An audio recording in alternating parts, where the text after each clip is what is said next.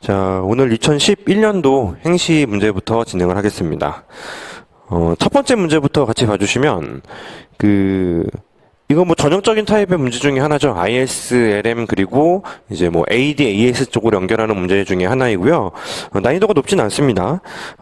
위의 기본 모형에서 총수요 곡선을 수식으로 표현하시오. 뭐 연습 많이 했잖아요. IS 곡선과 LM 곡선을 이자율을 매개체로 소거하면 YP 사이의 관계를 도출을 해낼 수가 있죠.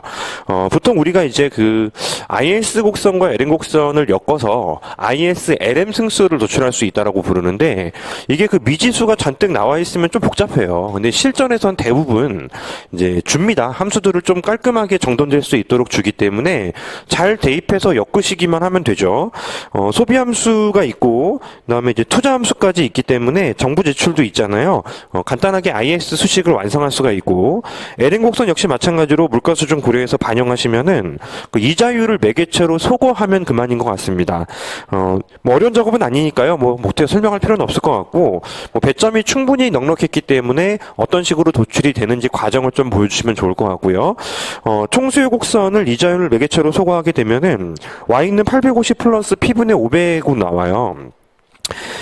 그러면 사실 그렇습니다. 자, 어디에 그래프를 그리시건 보통 우리가 이제 그래프의 치밀함까지 고려하진 않으면서 보통 직선으로 그리는 경향이 있잖아요. 근데 이제 수식으로 줬을 때에는 이게 지금 현재 Y하고 P 사이의 관계가 원점에 대해서 볼록성을 전제하는 직각삼곡선의 형태로 나타나게 됩니다. 교재 오른쪽에 이제 그래프처럼 AD 곡선이 직선은 아니죠. 약간 구부정한 느낌으로 갈 것이다라는 것도 이왕이면 그림을 그릴 때는 치밀하게 보여주면 좋겠고요. 두 번째, 총 공급 부분을 아래와 같이 추가를 했습니다. 균형 물가 수준, 균형 국민소득을 구하시오라는 문제인데요. 자, 추가했으니까 전에 1번에 있는 데이터도 쓰라는 거죠. 총 생산 함수를 받았기 때문에 노동 공급 함수가 주어졌으면 균형 노동량을 찾을 수가 있습니다. 총 생산 함수에서 우리가 이제 N으로 미분을 하면요, 한계 생산성이 등장하게 되잖아요. 이때 여러분들이 실제로 기계적으로 가시는 건 조금 곤란해요. 생산함수를 미분하면 한계 생산성이고, 그게 바로 노동수요 곡선이기 때문에 라고 진행하시지 마시고, 이제 1차 동차 함수를 가져가면 됩니다. 아닌데요, 2차 동차 함수인데요. 그렇지 않습니다. 여기 지금, K라는 변수가 포함되어서 정돈되었다라는 가정이 이제 깔려 있고요. 기타 요소들이 지금 보이지 않고 숫자로 주어져 있을 뿐, 1차 동차 함수를 가정하는 건 문제가 없어요. 따라서 1차 동차 함수라고 가정을 하겠다. 오일러의 정리에 따라 경쟁 가정 시 노동 수요 곡선이 한계 생산력설에 의존해서 실제로 기업의 수요 메커니즘이 될 수 있다면, 한계 생산성은 도출하면 E-0.1N, 요게 바로 이제 실질 임금이 될 수 있도록 구조를 짜자는 것이고, 노동 공급 곡선을 받았기 때문에 둘의 교점으로 일하는 사람의 숫자를 찾을 수가 있고요. 일하는 사람의 숫자를 찾았다면은 총 생산 함수에 재차 대입하셔가지고 현재 얼마만큼 생산을 하고 있는지를 찾을 수가 있죠. 이렇게 대입하면 됩니다. 총수요 곡선식에 다시 대입하게 되면은 이제 물가도 구할 수가 있고요. 사실 이제 문제에서 이자율까지 물어보진 않았지만, 뭐 도출을 간단하게 할 수 있기 때문에 뭐 이자율도 뭐 답한다면은 문제될 건 없죠. 그러니까 문제에서 물어보지 않은 거를 조금 더 시간이 많이 안 걸리니까 좀 꼼꼼하게 좀 메꿔 나가는 거는 사족이 아니에요. 근데 문제에서 물어보는 방향과 다른 거를 나열하시면은 감점 요소가 될 수 있고, 제가 보통 사족이라고 보통 이야기를 하죠. 이자율을 도출하는 것 자체는 큰 문제는 되진 않을 것 같습니다. 자, 세 번째, 기본 모형의 루카스 공급 곡선을 아래와 같이 추가를 하게 되는데요. 자, 위에 있는 거는 빼고 다시 한번 루카스의 공급 곡선을 쓰라는 것인데, 기대 물가 수준이 현재 3이라고 합니다. 제가 이제 공부를 하면서 이제 이 YP 평면에서 SRAS 곡선의 위치에 대해서 가장 중요한 포인트를 말씀을 드리죠. 자, 우사경하는 직선이 만약에 이런 곳에 위치한다면, 이건 잠재 생산량 기준으로 쭉 따라 올라갔을 때 왼쪽에 만나는 좌표의 물가 수준이 P0로 마킹이 되어 있다면, 그게 바로 민간들이 현재 뭐 알고 있거나 이제 적용하는 데이터 수준이기 때문에 곡선의 위치는 그곳에 위치하는 거예요. 따라서 현재 지금 곡선이 P expectation이 현재 지금 3이다라고 주어져 있다라면은, 어떤 형태로 그림을 그리시건 YF 기준으로는 이제 3이라는 좌표가 실제로 물가에 이제 나타나 있는 궤적이라고 볼 수가 있습니다. 그냥 3이죠, 3. 따라서 실제로 이제 SRAS 곡선의 위치라는 것은 이제 어디에 위치할 수 있어요. 어디에든 위치할 수가 있는데, 기본적으로 생산함수의 특징이 SRAS 곡선의 위치를 이제 기본적으로 결정을 내려주죠. 그리고, 그만큼 또 중요한 것은 잠재 생산량 기준으로 어느 곳을 관통하고 있는지에 대한 정보가 P expectation으로 이제 구할 수 있다라는 것이 중요한 포인트가 되는 겁니다. 그럼 여기 YF는 900을 대입하시고, 여기 900이죠. 900을 대입하시고, 그리고 이제 P expectation은 3 대입하시고요.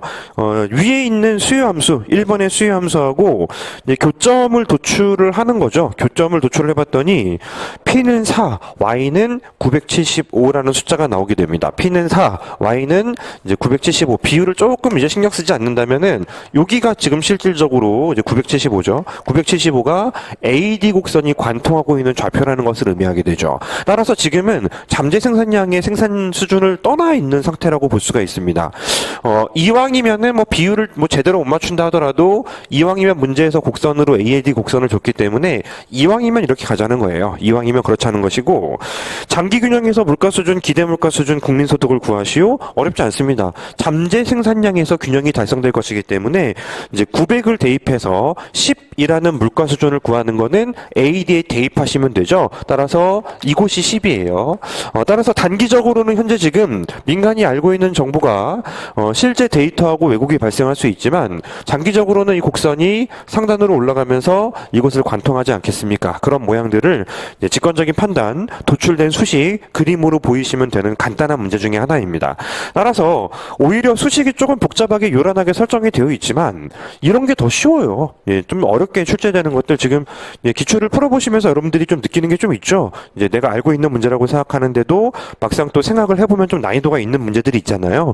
이 문제는 뭐 그렇게 큰 난이도가 있는 것은 아닙니다. 뭐 완성 정확히 그림으로 해주시면 좋겠고, 이제 미시 계산 문제면 제가 그림 그릴 때 되도록이면은 비율을 맞추라고 말씀을 드리지만, 거시에서는 이제 비율이 크게 의미가 없는 경우가 사실은 상당히 많아요. 따라서 이제 이왕이면은 조금 어울리게 뭐 비슷하게 뭐 그림 그릴 수 있을지 몰라도 이제 적당히 좌표를 정확히 찍어주는 것만으로도 충분하다고 판단이 됩니다. 따라서 사실 어떤 그래프를 그린다 하더라도 좌표를 정밀하게 찍는 것은 굉장히 중요한 작업이기 때문에 이것도 여러분들이 좀 신경 써주실 필요는 있어요. 넘어가도록 하겠습니다. 자, 두 번째 문제예요. 특정 재화의 공급이 갑과 을 두 개 기업에 의해서 이루어지고 재화에 대한 수요는 같습니다.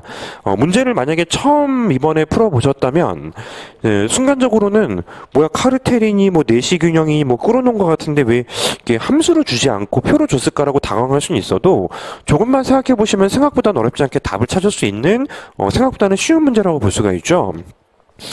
약간은 의아한 부분이 있을 수 있기 때문에 거기를 좀 지적하는 정도로 넘어갈 수 있고요. 좀 어렵지 않게 금방 해결할 수 있는 그런 문제인 것 같습니다. 일단은 카르텔을 구성해서 생산량을 각각 반으로 배분한다고 했는데요. 비용이 없어요. 비용이 없다는 것은 이제 매출의 극대화를 추구하면 카르텔이 잘 운영되었다라고 판단할 수 있다라는 거죠. 따라서 그 공동 매출의 극대화점을 찾는 겁니다. 가격 곱하기 수량이 가장 높은 점을 찾는 거죠. 그죠? 그래서 6하고 600을 찾는 건 어려운 작업이 아니에요. 왼쪽과 오른쪽에서는 이제 3,500 더 줄어들잖아요. 6하고 600이면은 3,600이라는 공동 매출액이 발생하게 되고요. 비용이 존재하지 않기 때문에 공동 매출액 극대화점은 여기 600개를 공동 총량으로 생산하는 좌표가 됩니다. 따라서 반반씩 생산하게 되면은 두 개의 기업이 각각 Q1도 300이고 Q2도 300인 점에서 균형을 찾아주면 될 것 같습니다. 두 기업의 이유는 1800이에요. 배점이 지나치게 넉넉했던 것 같은데요. 이제 주어진 상황을 잘 다시 한번 재서술하는 쪽에 조금 시간을 쓰면은 뭐 배점은 뭐 별로 신경 쓸 필요 없다고 말씀을 드렸죠. 따라서 이제 카르텔을 구성하면 어떤 식으로 행동을 취할지에 대해서 곰곰이 좀 이제 말씀을 좀 해주시고, 그리고 나서 이제 생산량과 이유를 찾는 작업도 금방 진행할 수 있지만 이왕이면 배점이 넉넉하기 때문에 조금 더 좀 자세히 서술하시면 될 것 같고요. 두 번째, 카르텔이 유지되기 어려운 이유를 설명하시오라는 부분입니다. 자, 상대방이 만약에 가만히 있으면은 내가 산출량을 높이고 싶은지 또는 낮추고 싶은지에 대한 유인을 찾는 것이 우리의 과제가 될 수가 있는데, 자, 실제로 표를 보시면서 이렇게 하시면 돼요. 지금 현재 만약에 상대방이 300개라는 수량을 생산할 때 내가 산출량을 늘리거나 줄이면 나의 매출액이 올라가거나 떨어질 수 있는지, 요거 방향성을 찾아주면 카르텔이 유지되기 쉽지 않을 수도 있다라는 걸 찾을 수가 있지 않겠습니까? 그죠? 지금 현재 그 600이라는 그 총 수량 때문에 가격이 6이에요. 6, 3, 18, 1800이 바로 이제 현재 이 기업의 이 이윤이라고 볼 수가 있는데, 상대방이 300 유지하면 나 혼자 플러스 100 만들어서 700으로 바꿔줘요. 400으로 이제 올려버리게 되면은 총 수량이 700이 되면서 그때의 가격이 이제 5가 되지 않습니까? 그때 가격은 5가 되기 때문에 이 기업은 5사 2000이라는 이윤을 누릴 수 있게 되는 것입니다. 물론 여기서 조금 이제 어디로 가야 될지 좀 애매하다라고 생각하는 게, 이제 플러스 100 말고요, 플러스 200으로 한다 하더라도 실제로는 달라지지 않죠. 플러스 200이어서 만약에 이 기업이 산출량을 500개로 만들어줘요. 500개로 만들어주면은 이제 총량이 800이기 때문에 가격이 4잖아요. 그래도 2000이죠. 그래도 2000입니다.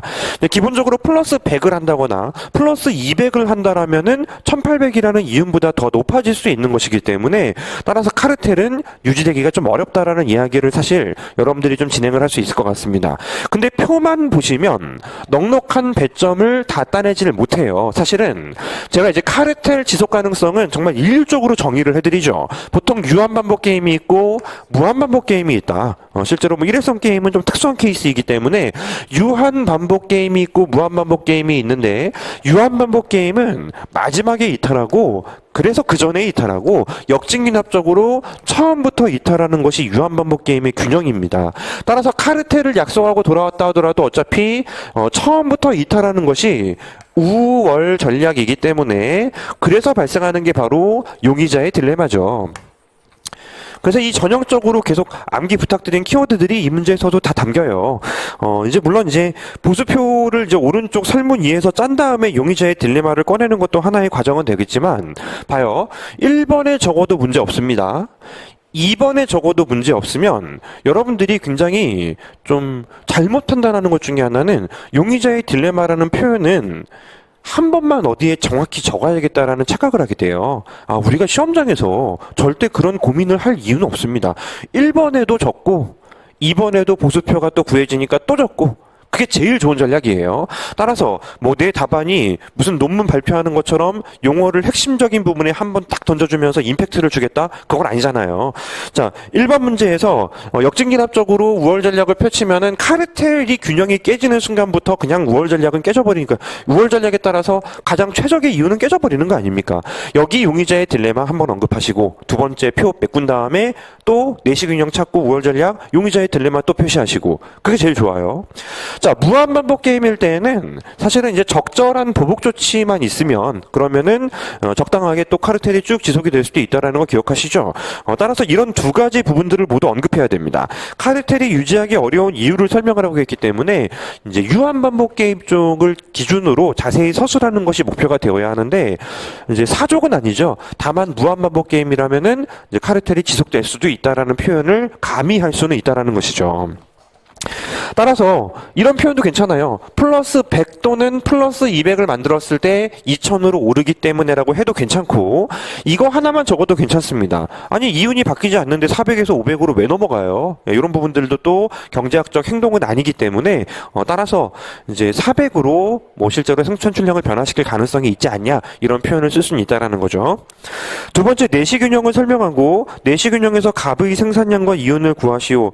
해설할 게 별로 없어요. 두 번째, 세 번째는 사실 해설할 게 별로 없는데, 일단은 여기서 내시균형을 설명하라고 했으면 이제 카르텔을 찾은 다음에 내시균형으로 가는 과정을 좀 찾으라는 거잖아요. 보세요. 꾸르노 균형을 꾸르노 내시균형이라고 부르긴 합니다. 근데 꾸르노 균형을 그냥 내시균형이라고 이야기하진 않아요. 이 부분은 조금 오해의 소지가 있는 부분이고 조심하셔야 할 점인데, 이제 문제에서 카르텔을 안 했고 내시균형을 찾으라고 하면 꾸르노예요.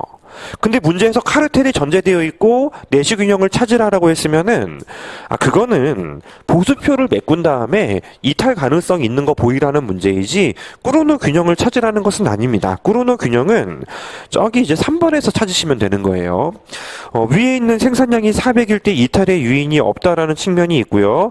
그리고 이제 300일 때에는 이탈 유인이 없는 좌표를 미리 1번에서 구해놨기 때문에 여기서는 보수표만 완성하면 돼요. 그리고 내시균형 간단하게 정의하시고 어렵게 정의할 거 없습니다. 이탈 유인이 없는 이제 행동을 취했을 때의 균형을 우리가 내시균형이라고 보통 부르죠. 따라서 점들 찍어보니 300은 유지될 수가 없는 거예요. 여기에 용의자의 딜레마라는 표현을 한 번 더 집어넣는다. 따라서 용의자의 딜레마 생각해봐요. 카르텔이 깨지면 용의자의 딜레마 맞죠?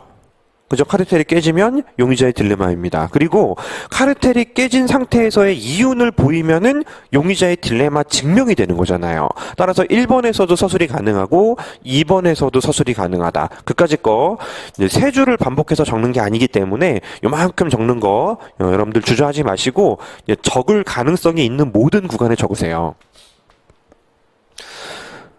거시에 또 이런 거 하나 있죠. 거시에 제가 가끔 말씀드리는 것 중에 예를 들어서 이제 동태적 비일관성 있지 않습니까? 동태적 비일관성이라는 측면이 실제로 이제 분설형으로 쪼개다 보면은 어디 적어야 될지 모르겠는 경우가 가끔 나오는데요. 다 적으시면 돼요.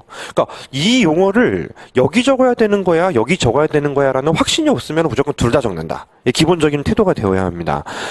그리고 또 마찬가지로 무이용 반 인플레이션 있죠? 이것도 사실 그런 좀 측면이 있어요.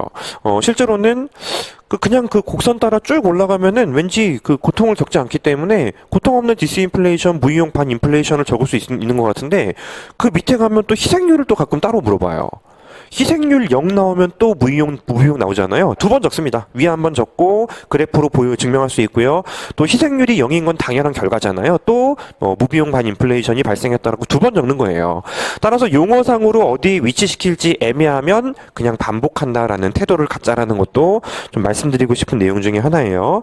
자, 세 번째는 제가 해설드릴 내용이 하나도 없습니다. 그냥 각각 설명하고 구하면 되죠. 제가 표로 짜놨지만은 목차를 3개로 간단하게 정리하셔가지고 비교해서 설명하라고 했으니 이제 비교해서 일단은 나열식으로 작성하시고 이제 가격이 높은 순서는 어떻다, 또 수량이 많은 순서는 어떻다, 사회적으로 효율적인 수량의 순서는 또 어떻다, 이런 식으로 가치관을 들이밀어서 비교하는 걸 조금 보이시면 되지 않겠냐라고 생각이 듭니다. 따라서 단순하게 숫자만 데이터를 꽂아 넣는 것이 아니고 비교하라고 했으면은 비교의 가치관, 잣대를 들이밀어야 되겠죠.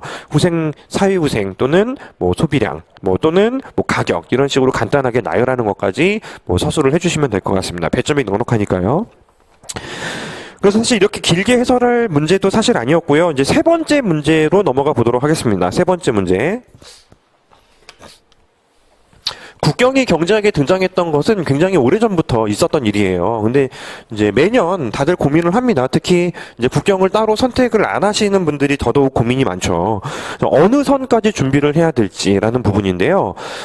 보통은 제가 이제 초년에 공부하시는 분들에게는 국경까지는 좀 무리가 있으니 간단하게 특강 정도로 대비하는 게 좋다라고 말씀드리지만, 이제 경제학을 1년 동안 제대로 완성을 시켜놨으면 이제 그 다음 연도에는 여유가 생겨요. 그 다음 연도부터는 국경을 이제 최소한 한 1주만 정도라도 좀 들으면서 기본적인 내용들을 메꿔주시는 게 좋다고 말씀드리는데, 1번 문제예요. 1번 문제는 아웃소싱 모형입니다. 아웃소싱 모형을 제가 간단하게는 설명을 드리는데 이게 들어본 적이 없으면 풀기가 너무 어려워요. 두 번째 문제는 그래도 대충 이제 수필이라도 쓸 수 있어. 그래프가 바깥으로 나가네만의 이야기를 쓸 수는 있어도 첫 번째 문제는 사실은 배워야지 쓸 수 있는 거죠. 그래서 아웃소싱 모형을 제가 그림으로 표현을 해드리려는 것이 아닙니다. 지금 국경 시간이 아니기 때문에 아웃소싱의 어떤 굉장히 중요한 함의에 대해서 말씀을 드려보려고 하는데, 보세요. 여기 이제 A국은 선진국이고요. 이쪽 국가는 후진국입니다. 아웃소싱 방향성만 설명하면 여러분들이 이해하시면요. 한 14점 정도 배점 서술 충분히 가능해요. 그래프를 꼭 그리지 않아도. 자, 선진국이 이쪽으로 뭔가 이제 아웃소싱이라는 방법으로 어떤 공정 단계를 보낸단 말이에요. 공정 단계를 보내면 봐요. 여기서 실제로는 제품을 이제 어떤 기획하는 단계도 있을 수가 있고 어떻게 팔지 마케팅하는 단계가 있을 수도 있고요. 그리고 뭐 영업하는 단계가 있을 수도 있고요. 그다음에 이제 제품을 이제 조립하는 단계가 있을 수가 있습니다. 조립하는 단계는 사실 이제 원자재를 만드는 다음 단계라면 조금 이제 하이 레벨이 될 수 있죠. 그리고 또 예를 들어서 이제 부품을 제작하는 방법 관대 여기서 뭐 부품이 좀 중요하기 때문이죠. 부품이 나왔으니까 부품을 제작하는 단계가 있을 수도 있고 정말 부품을 단순 조립하는 것도 있어요. 이게 조금 더 하이 레벨이고 이게 좀 더 로우 레벨일 수 있겠습니다. 그러면 이 아웃소싱을 했을 때 선진국이 기획 단계를 넘겨주진 않아요. 절대. 영업 단계를 넘겨주지도 않습니다. 절대요. 자, 실제로는 단순한 것들부터 먼저 이런 식으로 먼저 저쪽으로 넘겨둔단 말이에요. 자, 부품 제작도 맡기기가 조금 불안하다. 공정 자체가 좀 이제 까다롭기 때문에 이거는 우리가 만들더라도 공정 단계의 하위 단계를 넘기는 게 아니고 공정 단계에 조금 상위라 하더라도 단순한 것들을 먼저 넘긴다라는 것입니다. 그래서 지금 현재 넘어가 있는 게 조립 단계하고 정말 부품을 이제 생산하는 과정에서 정말 단순 조립 뭐 비슷하다면 비슷하죠. 굉장히 하위 단계가 넘어간 상태라고 봐요.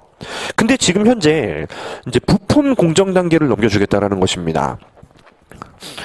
우리 입장에서는 이 부품이라는 공정 단계는 이 선진국 입장에서는 남아있는 것들 중에서는 하위 단계예요. 맞죠? 다른 것들에 비해서 비숙련 노동자를 많이 필요로 하는 산업입니다. 이해돼요?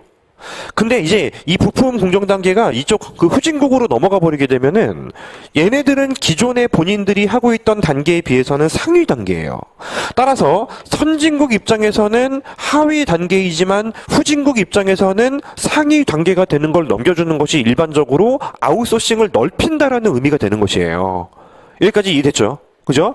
그러면 이제부터 간단해요. 선진국 입장에서는 보시죠. 숙련 노동자가 있고 분명히 비숙련 노동자가 있을 것입니다. 숙련 노동자가 있고 비숙련 노동자가 있고요. 실제로는 여기 이제 숙련 노동자와 비숙련 노동자 뭐 y분의 x라고 하면은 이쪽은 이제 피숙련 노동자 w라고 합시다. w. 이쪽은 이제 비숙련 노동자의 이제 또 상대적인 공급 곡선을 그릴 수 있는 기준이 되는 상대 임금이 설정될 수 있다고요. 비숙련 노동자가 비싸지면 비숙련에 대한 수요는 감소하기 때문에 RD 곡선은 떨어지게 될 것이고 비숙련 노동자가 비싸지면 임금이 높아지면 이쪽에 있는 생산이 좀 늘어나려고 최선을 다할 것이기 때문에 일단은 공급자들은 그대로 이제 우상향하는 형태가 될 수 있다라는 겁니다. 여기 요소 시장이에요. 요소 시장을 상대적으로 도출을 해놓은 것인데 보세요. 자, 기존에 비숙련 노동자들이 그나마 필요했던 선진국에서 하위 단계의 공정 단계가 넘어가 버렸기 때문에 이제 다른 것들은 사실 숙련 노동자가 많이 필요하고요. 이쪽은 비숙련 노동자가 덜 필요해요. 더 필요해요. 따라서 그 부분이 사라졌다라는 것은 봐요. RD라는 측면에서 이제 숙련 노동자와 비숙련 노동자의 기업들의 수요를 기준으로 놓고 봤을 때는 숙련 노동자도 해외로 떠났고 비숙련 노동자의 수요도 해외로 떠나버린 것입니다. 근데 상대적으로 타격을 맞는 한쪽은 당연히 비숙련 노동자 쪽이라고 볼 수가 있겠죠. 숙련 노동자 일자리가 줄어드는 것보다는 비숙련 노동자들의 일자리가 줄어드는 게 더 많을 거라는 거예요. 비율적으로. 따라서 전체적으로 이게 감소하는 충격이라면 이게 왼쪽으로 떨어지는 현상이 발생하지 않겠습니까? 따라서 숙련 노동자와 비숙련 노동자의 상대적인 격차는 지금 줄어든다라고 되어 있죠. 양극화가 심해지게 되는 것입니다.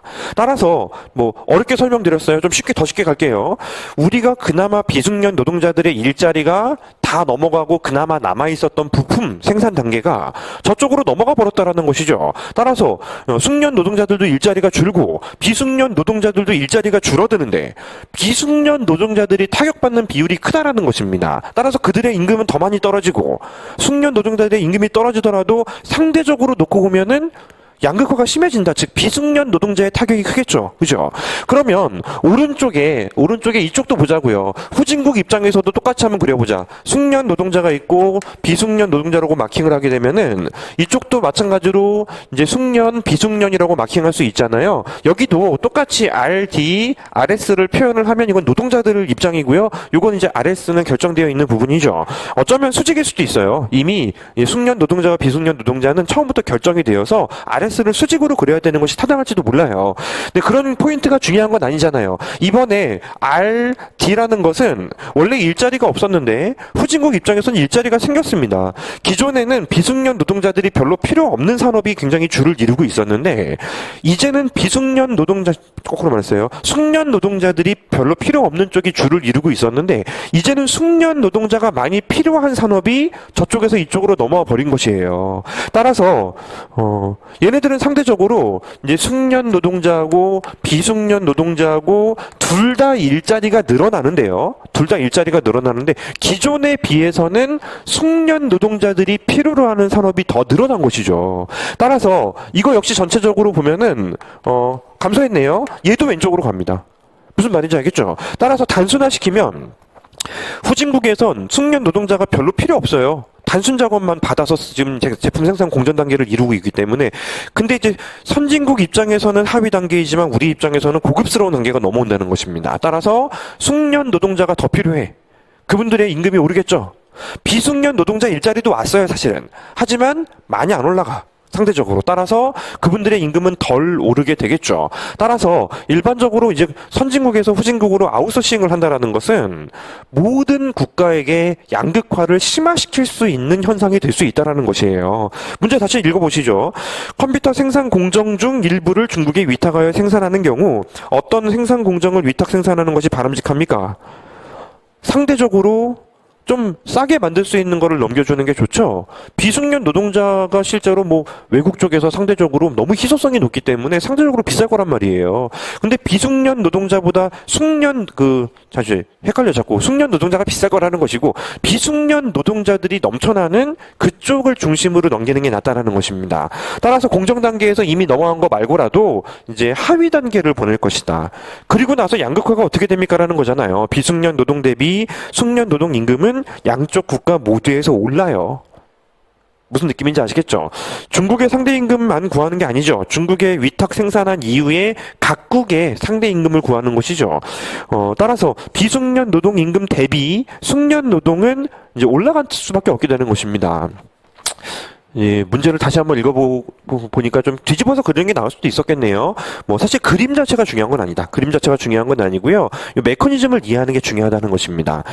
국경 테마죠. 이게 나왔어요. 이게 등장했기 때문에 1번 14점이 일단은 국경에 담보가 잡히는 겁니다. 두 번째, 위탁 생산 후 이제 R&D의 부품을 상호 교환할 경우 이제 한국 기업이 위탁 생산을 통해 얻게 되는 이득을 생산 가능 곡선과 등량 곡선을 이용하여 설명하시오.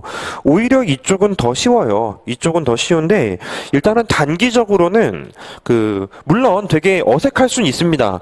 제품 두 개를 주고받으면 무역인데 지금은 이제 공정 단계별로 주고받는 개념이 돼버렸기 때문에 좀 어색한 느낌이 들 수 있는데요. 이쪽은 이제 R&D로 가정하시면 되겠고, 이제 세로 쪽은 부품이라고 가정하시면 돼요. 이제 중국에 부품을 넘겼다라는 거죠. 기존에 우리도 마찬가지로 R&D 투자하는 것과 부품 생산에 투자하는 것이 별말 없으니까요. 바깥을 향해서 볼록한 형태로 생산 가능 곡선을 그려주시면 되는데, 원래는 우리가 둘 다 만들었어야 돼요. 둘 다 만들었어야 되는데, 이제는 이제 상대국에게 상당히 많이 넘겨주면서 우리는 R&D에 조금 더 집중하고 상대국으로부터 우리가 이 재화를 부품을 수입해서 쓰는 형태면 되잖아요. 우리가 R&D를 수출하고 쟤네들은 부품을 받아 쓰면 될 거 아니겠습니까? 그래서 실제로 경제에 생산 가능 곡선이 단기적으로는 확장될 리가 없습니다만 장기적으로는 확장될 가능성도 존재하게 되는 것이고 간단하게 그려볼게요. 보통은 통상적으로 뭐 같이 올라가는 경향이 있다. R&D에 투자했기 때문에 부품도 좀 올라가는 경향이 있다면 이번 기 다음 기에 가는 속도보다 이제 훨씬 더 빨라질 수 있다라는 게 첫 번째 생각입니다. 왜냐면 R&D 쪽에 조금 더 집중했기 때문에 우리가 부품을 생산해도 괜찮을 정도로 레벨업 할 수도 있는 것이고 R&D 자체 쪽에서도 R&D라는 것이 생산에 관여하는 게 아니고 기술 개발 또는 발달에 관여를 하고 있는 거잖아요. 따라서 빨리 경제가 성장하는 것도 사실은 생각해 볼 수가 있는 것입니다. 근데 R&D라는 것이 또 궁극적으로는 R&D 자체를 좀 늘리는 것보다는 부품 쪽의 생산, 뭐 기타 등 생산을 늘리는 쪽에 조금 더 관여를 한다면은 이런 느낌으로 빨리 올라가는 걸 보이는 것도 하나의 과정은 되는 거죠. 따라서 지금 현재 한국 기업이 위탁 생산을 통해 얻게 되는 이득을 단기적으로는 그냥 교육을 통해서 발생할 수 있는 이득, 우리가 조금 더 R&D에 집중함으로써 이제 R&D를 넘겨주고 부품을 받아오는 이제 어떤 생산의 이익, 또 교환의 이익, 뭐 특화의 이익이라고 부르기도 하고 또 교환의 이익으로 나누기도 하죠. 이런 것들이 발생할 수 있고 장기적으로는 생산 가능 곡선 자체가 올라갈 수 있는 여지가 있다라는 거예요. 따라서 이제 생산 가능 곡선이 부품 쪽을 중심으로 올라가건 빠르게 올라간다라는 느낌도 상관없어요. 예, R&D에 집중하면서 조금 더 빨리 올라갈 수 있는 가능성.